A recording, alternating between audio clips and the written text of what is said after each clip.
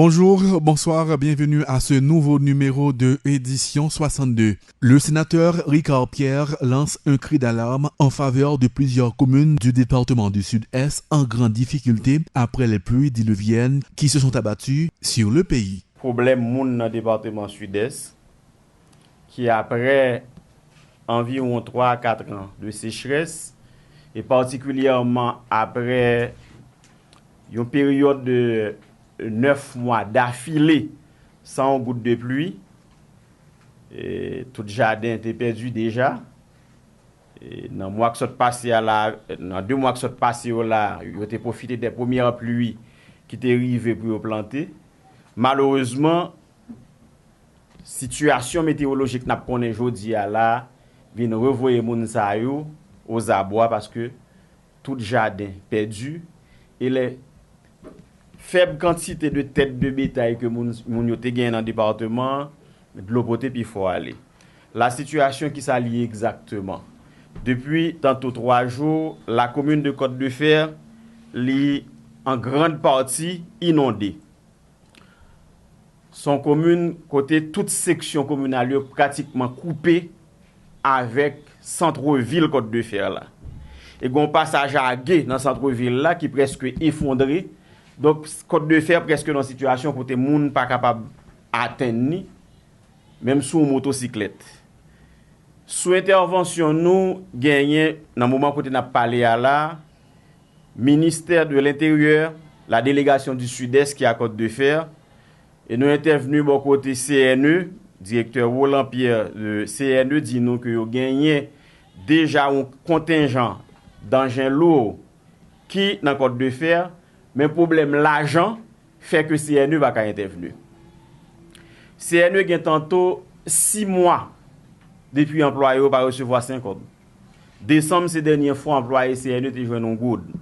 Pas un good pour acheter un gallon de gaz, employé pas 50 pour quitter la caillou, pour y aller travail, pour aller faire déblayage, pour aller faire route pour permettre mon yo continuer à circuler et sacrer ton petit marchandise là continuer à faire échange de une commune à une autre, d'une section à centre-ville là. Donc nous sollicitons rapidement de la part du ministère des Travaux publics et de la part du ministère des Finances une décision d'urgence pour mettre un peu de fonds à la disposition de CNE pour permettre l'y intervenir. La situation ça n'a décrit sous Côte-de-Fer là, c'est la même situation que nous connaissons dans Bénin. Bénin, dans la première section, deuxième section, 5e, 7e et 8e section, situation catastrophique. Dans la deuxième section, nous avons des gens qui mourent. C'est un certain Marcel, dans la zone Lémitage sous Bénin, qui mourut. Donc Bénin, coupé, même gens avec Côte-de-Fer, tout jardin perdu, mais littéralement tout jardin. Bagay la du net dans 5e, 7e et 8e section, parce que par été rien. Là encore, nous espérons que CNE, à travers moyens que nous croyons que le ministère Finances et Travaux publics va mettre à disposition, pas prendre temps pour entrer sous Bénin, à aider la population, sortir dans l'isolement qui est plongé là. Clôture ce lundi de la première session ordinaire de l'année législative 2016. 21 sénateurs et 81 députés ont répondu présents à cette séance. Dans son intervention, le président par intérim de l'Assemblée nationale, Choldier Chancy, a lancé une sévère mise en garde à la commission de vérification électorale créée par le président Jocelyn Privert. La nation a pris note de la création de cette commission, mais a rappelé au commissaire que la légitimité et la durée des mandats des parlementaires sont garanties par la Constitution et les lois de la République. Choldier Chancy. L'évaluation de nos travaux en tant que parlementaires est globalement positive. Nous devons nous promettre qu'à la rentrée, le 2e lundi du mois de juin, nous allons poursuivre dans cette même veine, ce même élan démocratique. Voilà pourquoi, face à ce contexte de crise, de polarisation sociopolitique, le Parlement s'était fait l'avant-garde de la stabilité sociale en produisant l'accord politique du 5 février 2016, salutaire à bien des égards, qui a évité au pays les affres d'un affrontement aux conséquences incalculables. Selon l'accord du 5 février 2016, le président provisoire a un mandat de 120 jours maximum, allant du 14 février au 13 juin 2016. Malheureusement, l'Assemblée constate que le contenu de ce mandat n'a pas été délivré, car au 24 avril 2016, il n'y avait pas eu d'élection. Conséquemment, il n'y aura pas de passation de pouvoir à un président élu le 14 mai 2016. Chers collègues de l'Assemblée, le 13 juin 2016 marquera la fin du mandat du président provisoire, conformément à l'article 7 de l'accord du 5 février 2016, stipulant ceci. Le cas échéant, l'Assemblée nationale devra se réunir pour prendre les dispositions qui s'imposent. Dans cette optique, chers collègues, députés et sénateurs, vous êtes convoqués à nouveau le lundi 13 juin 2016, date de l'ouverture de la deuxième session ordinaire de l'année législative, aux fins de prendre les dispositions que de droit. C'est à ce carrefour que la nation vous attend. En termes de bilan, la Chambre des députés a voté 3 propositions de loi durant la première session ordinaire de l'année législative 2016. Selon le premier secrétaire du bureau de la Chambre basse, Abel Descollines, la Chambre basse a fait le dépôt de 2 résolutions, a ajouté le parlementaire lors de la clôture de la première session de l'année législative. Globalement, le bilan est positif, à en croire Abel Descollines. Bilan de la première session de l'année législative 2016, Chambre des députés. En Assemblée nationale, ouverture des travaux de la 50e législature. Constat de la fin du mandat du président de la République, son Excellence Michel Joseph Martelly, et du vide présidentiel, remise d'écharpe au président de l'Assemblée nationale. Élection du président provisoire de la République d'Haïti, son Excellence Jocelyn Privert. En séance plénière, validation des pouvoirs des nouveaux élus et prestation de serment. Formation du bureau de la Chambre des députés, inscription des blocs politiques, Alliance parlementaire pour Haïti APH, groupe des parlementaires indépendants GPI, groupe parlementaire à l'écoute du peuple GPEP. Modification du chapitre 6 du règlement intérieur de la Chambre des députés portant sur les commissions permanentes et les commissions spéciales. Formation de la commission spéciale des comptes et des commissions permanentes. Désignation des 9 députés membres de la commission bicamérale de décharge.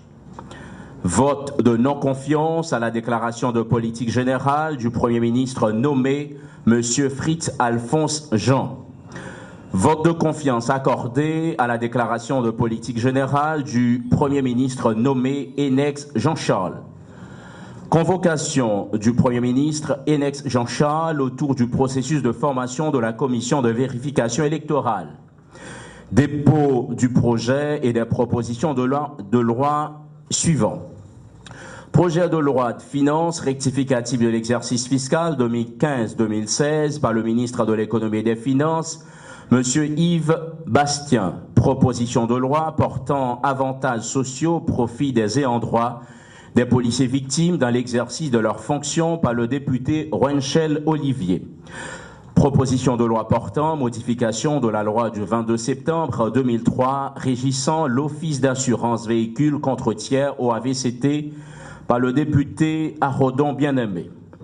Proposition de loi d'application de l'article 233 de la Constitution de 1987 amendée relative à la procédure de l'octroi de décharge aux anciens hauts dignitaires de l'État par le député Quetel Jean-Philippe.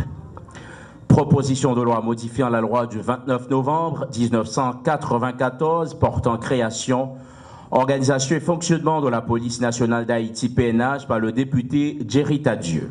Peu après la clôture de la première session ordinaire de l'année législative 2016, les députés Garibodo APH, Printemps Bélisaire GPEP, Hermano Exinor GPEP et Denis Saint-Fort APH ont exprimé globalement leur satisfaction et souhaitent une convocation à l'extraordinaire du chef de l'État pour plancher sur le vote du budget rectificatif. Suivons 3 tours: Printemps Bélisaire, Garibodo, Hermano Exinor et Denis Saint-Fort. Non, gros bagage que le président privé arrivé fait, malgré la pression de l'international, ça arrive à mettre commission indépendante de vérification ça qui va permettre que nous-mêmes, en tant que parlementaires, nous arrivions à bénéficier de toute légitimité que nous avons de bénéficier par rapport à la population. Parce que la perception jusqu'à maintenant est tout à fait négative par rapport au Parlement, en fonction même des ventes aux enchères que tu as fait au niveau des BCNO et sur la demande des familles là-bas. Et puis, l'autre partie dans le secteur démocratique là, commission ça arrive à mettre sous pied et nous sommes capables de nous-mêmes au niveau des chambres de nous ne sommes pas capables de nous satisfaire à 100%, mais quand même, il y a un ensemble d'efforts qui est arrivé, consenti d'arriver, vraiment voter ensemble des propositions de loi. Et dans pile travail qui est fait pendant minimum de temps, ça, et je dis, je suis capable de nous quitter et Parlement à travers des premières sessions ça, avec un sentiment de satisfaction quelque part. On va rappeler que le président Brivet a convoqué une rencontre sur la question de la commission. Donc l'Assemblée des députés, c'est-à-dire l'ensemble des blocs politiques au niveau de la Chambre basse, nous avons bout de réunion ça pour nous signifier mépris nous, au désaccord nous avec cette tentative de faire une commission. Non, c'est une commission présidentielle qui n'engage que le président de la République. Donc la commission travaille pour le président de la République, non pas pour les institutions du pays. Nous avons été mobilisés dans la mesure où le 13, nous allons tourner là pour nous statuer sous fin mandat président Brivet. À ce niveau, est-ce que nous avons un calendrier électoral qui va permettre que nous avancer avec le président? Mais au cas où il n'y aurait pas de calendrier électoral, nous irons à la Cour de cassation pour nous choisir un juge qui n'a pas d'ambition politique, un juge qui n'a pas de famille politique. Non, son bagage qui est très facile parce que, voyez-vous, on regarde ça à quoi a dit. À quoi a dit, le mandat président a fini le 13. Donc le 13, si bagage assemblée là, le mandat président a fini, nous-mêmes nous élevons pour 4 ans, il y a des gens qui élèvent pour 6 ans, il y a un mandat a fini en janvier. C'est le mandat président qui a fini le 13. Donc le président doit rapidement travailler avec le conseil électoral là pour jouer nos solutions. Je dis, comme gens que nous connaissons constitutionnellement parlant, et la Chambre des députés est en vacances et nous faisons terminer avec la première session pour l'année législative 2016 ans. Et dans ça que nous avons comme bilan, et nous avons chance de voter 5 projets de loi, nous voter 5 projets de loi et nous avons chance de environ 9 propositions de loi que les députés ont fait. Et avec une commission autour, et un peu de travail qui a été réalisé, nous sommes capables de dire, malgré que nous sommes dans une situation très difficile en matière politique, mais nous faisons effort qui dépend de nous pour au moins que nous ayons un bilan qui est plus ou moins appréciable pour la société haïtienne. Et nous devons être mobilisés parce que nous sommes députés du peuple et pas oublier que le ministre des Finances a fait des propositions de loi sur le budget rectificatif là.